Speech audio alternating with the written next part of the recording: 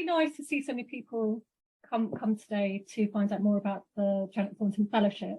So my name is Sayah Ahmed, and I'm Head of Equality, Diversity and Inclusion at Sanger, and this is one of the initiatives that I run.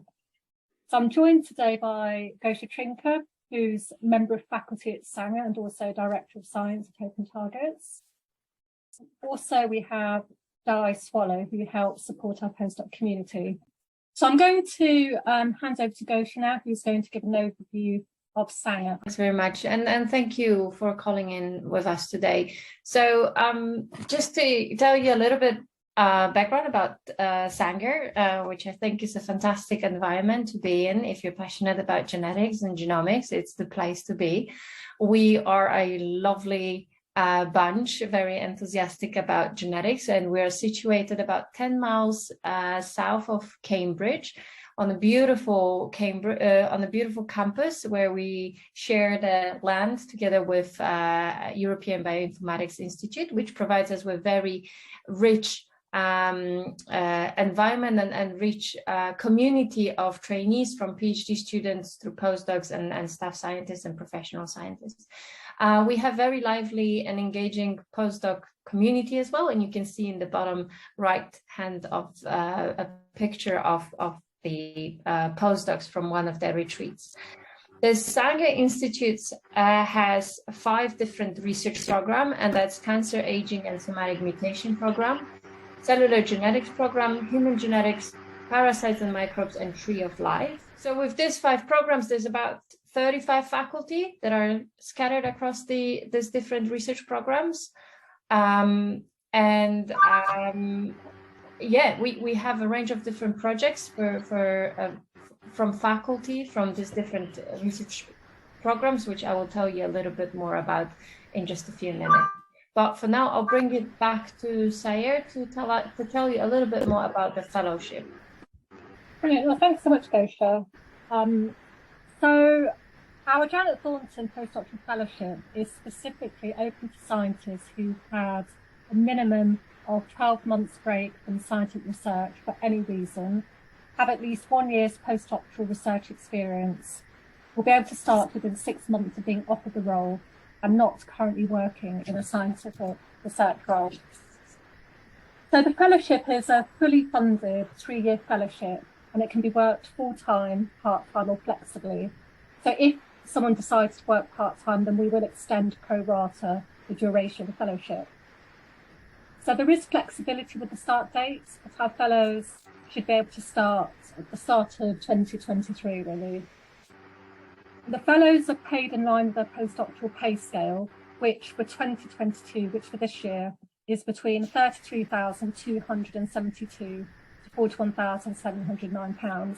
So this depends on skills and experience. And the fellowship also includes research consumables and also a budget to attend conferences and for training that is on top of everything else that we already offer. So postdoc fellows at Sanger receive a comprehensive training programme. So Di will talk a little bit more about this when she gives her overview. So this is just a brief overview of the process. So the first stage is to send your CV and application letter to us through the recruitment portal, which can be accessed through the website. So here you're invited to highlight which project outline you would like to apply to. And there's also an application form with structured questions. And this is very much aimed at trying to draw out your contributions to research. So there's no right or wrong answer. This is we're just very keen to hear more about you. So the questions that we ask are, why are you interested in applying to this project outline? How do you think your research experience and broader contributions to the research environment will enrich your fellowship experience at the Sanger Institute? What academic achievements are you most proud of? What personal achievements are you most proud of? So key in the application form is to give us explanations with supporting examples. So there is further information and guidance on this on the additional information documents that can be accessed from the website. So if you are selected to move on to the next stage of the process, you'll be invited to build on the project outline and co-develop a fuller research project with a faculty lead. And this will be centred on your skills and experience, but really synergising with Sanga's strategic science. And if you reach this stage, then you'll also be invited to take part in the final stage of the process, which is the interview. And here, we'll ask you to talk a little bit about your previous research, the developed research proposal, and then we'll have more of a question and answers, competency-based interview with a panel. So timescales for the different stages of the process are shown here in this diagram. So really key, if you look at this first box here, keys that the applications have to be with us by Friday the 15th of July. Then a short list of candidates will be contacted shortly afterwards to work with the research lead to co-develop the fuller research proposal, and then the interviews will take place in November. So Gosha will now provide a high-level overview of the research projects, but there is further information about this on the website, so please do take a look if you're interested. Thank you. So indeed, just to summarize very briefly, there are 6 projects that we have this year. I think they are all really exciting and are within some of the really cutting edge science. There are 2 projects from David Adams from the Cancer Aging and Somatic Mutation program. First project that he would like to develop with a successful candidate would look at identifying new ways of developing new, identifying new therapeutic targets for treating liver diseases, which is a really big health problem and unmet need. And this is looking for a candidate who has skills in computational analysis of large data. This would be looking at mice, information from mice who have knockout of over 1,500 different genes. So this would be using machine learning processes and statistical modeling. The second project is looking at better characterization of dermatological tumors, who are the tumors that are not very well characterized and are very heterogeneous in their clinical manifestations, and they often have very poor prognosis. So this is looking at a collection of about 70 skin tumor subtypes with up to 50 data from up to 50 cases with exome and transcriptomics data. So this would essentially generate a genomic atlas of dermatological tumors, and looking for a candidate who would like to dive deeper into this project. The next project is from Carla Anderson, who is in the human genetics program. And Carl has put forward a project really that will fit within the broader remit of his group, which is using all sorts of different available tools to better understand inflammatory bowel disease. So his team is looking at whole genome whole exome sequence data from IBD patients and healthy controls. They're using single cell RNA sequencing approaches to profile gut biopsies from healthy and IBD patients. They're using CRISPR screens to perturb different genes in immune cells. They also have capabilities of growing mucosal organoids. So they're very multidisciplinary team, and they're looking for someone to join their team who feels passionate about using these different types of approaches to help identify ways of treating inflammatory bowel disease.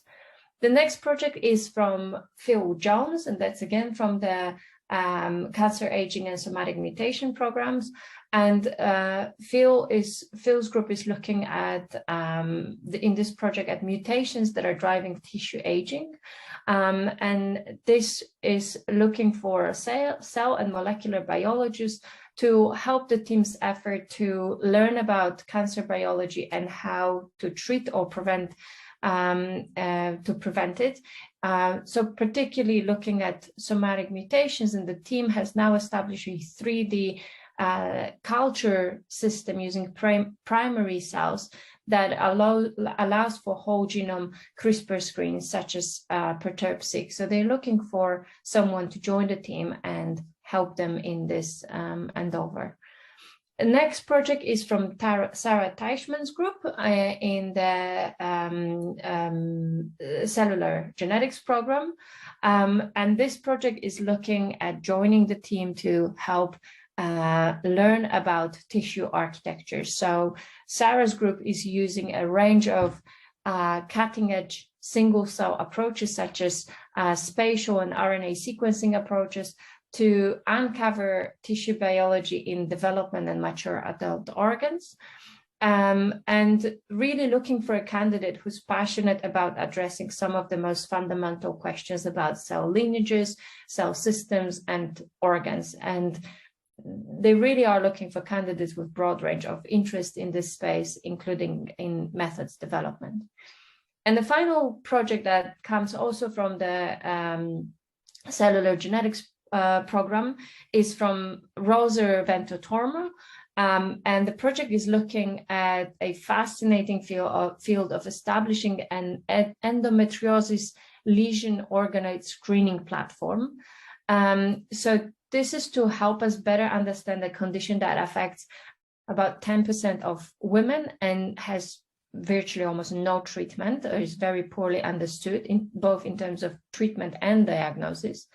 And Rosa's team has already made fantastic progress in establishing a platform that allows them to grow in this kind of endometriotic-like lesions, organoids. And now the team would like to really develop this into a robust platform and use a range of different single-cell and multi-omic approaches to increase our knowledge about this endometriosis condition and to help diagnose and treat it. And they're welcoming both computational and experimental applications.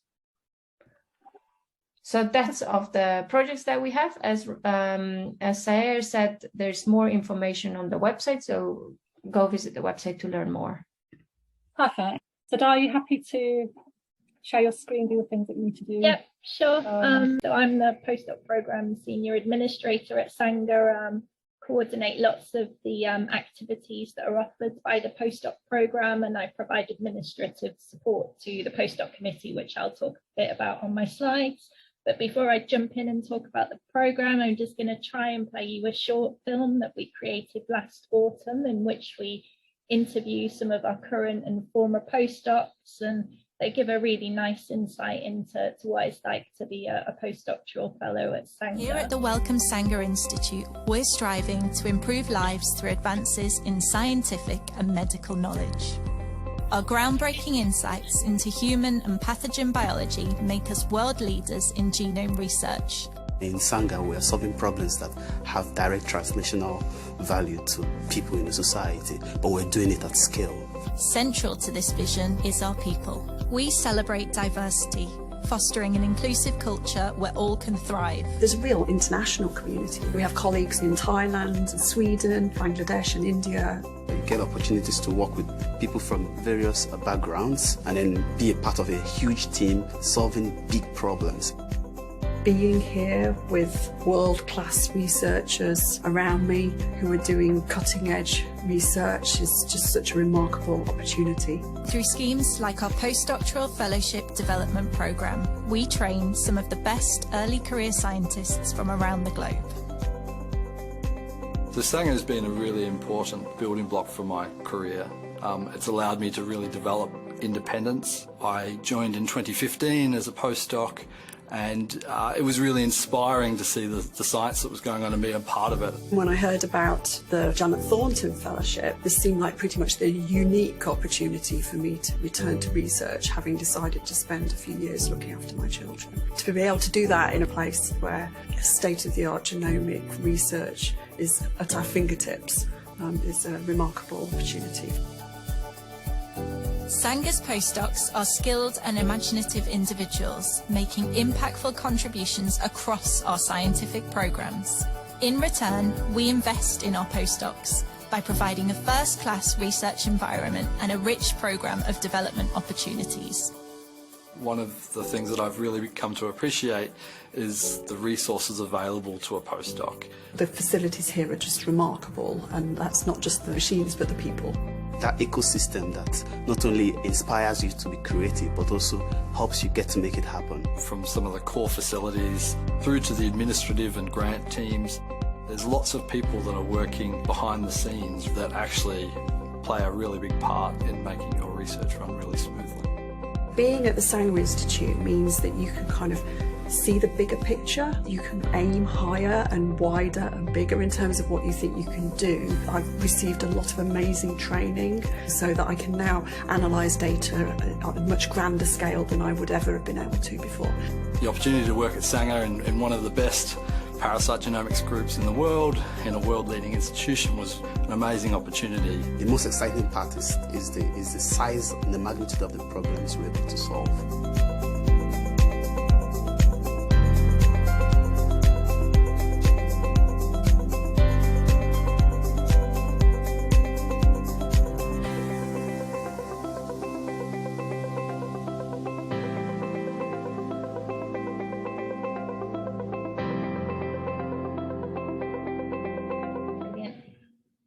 So I'll jump right in.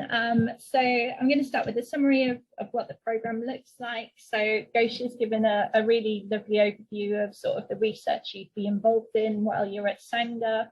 And in addition to that, the postdoc programme ensures that you are represented and supported during your appointment. It also provides you with training and personal development opportunities, career guidance, and lots of networking opportunities too, both internally and externally. So I'm now going to look at the benefits in a bit more detail. I mentioned representation and support. There's a dedicated postdoc committee, and that committee, it meets sort of every other month, about 5 or 6 times a year. They oversee all aspects of the postdoc programme. They explore emerging issues and ideas that are relevant to the postdoc community, and a number of current postdocs sit on that committee as postdoc reps, so that ensures that your views and your ideas are directly represented. We also have an employee partnership, and they represent staff at the wider institute, including postdocs. And they can support you in matters relating to employment. So this is outside of the postdoc programme, anything to do with contracts, pay, disciplinary processes, that sort of thing.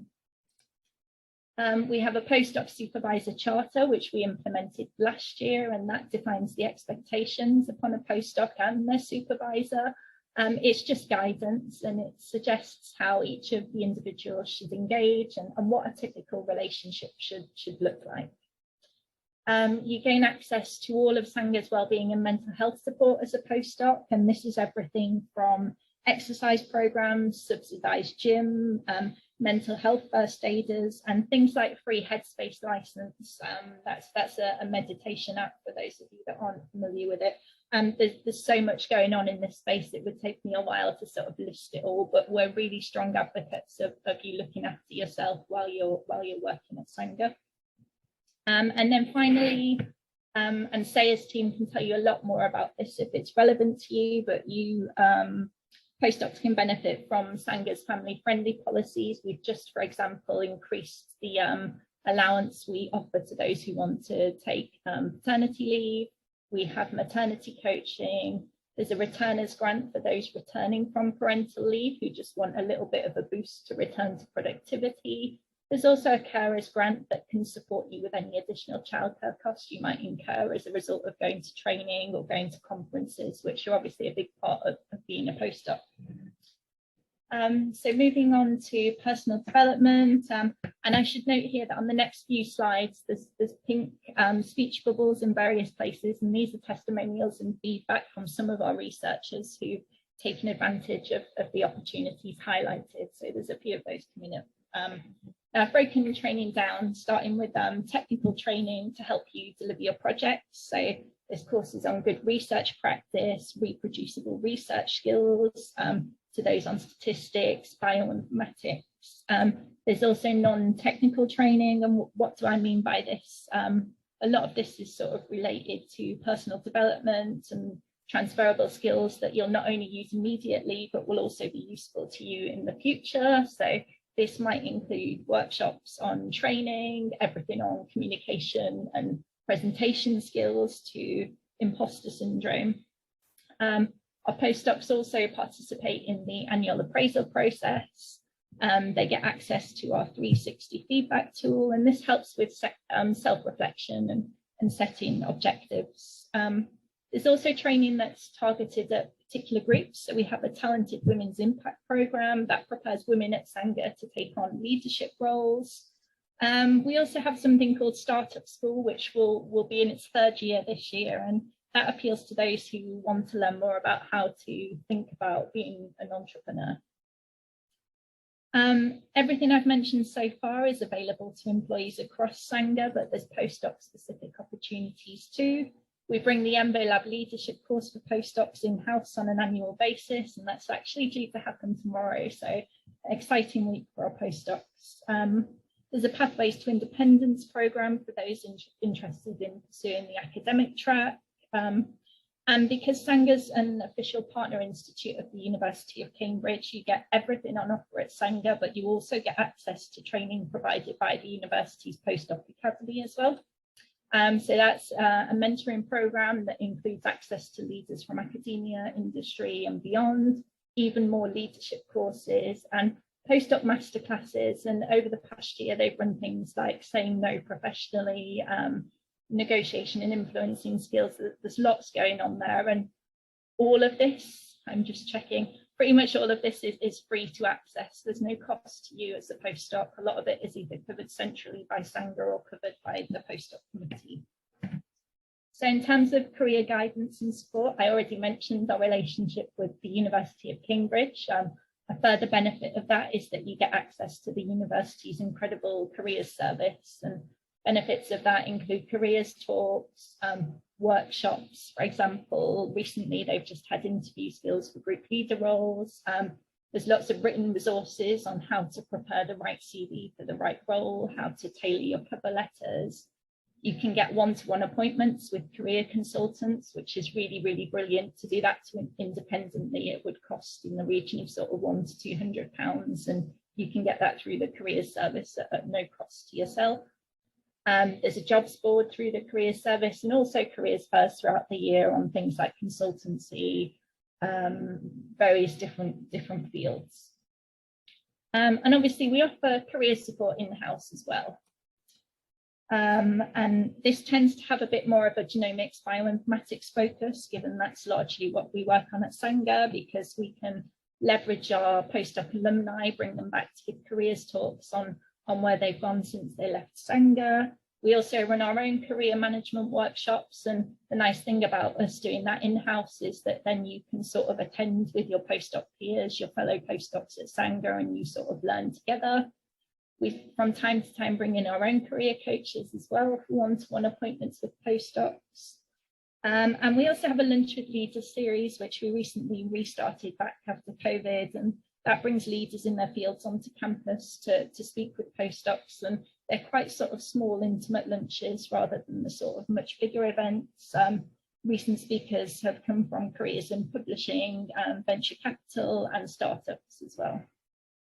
And then finally, we're shortly launching some new support for those looking to apply for third-party funding. So if you're thinking that after your postdoc you might want to apply for fellowships, there'll soon be some in-house support with that, and that's going to include sort of formalized internal peer review panels to help you prepare the strongest applications for funding.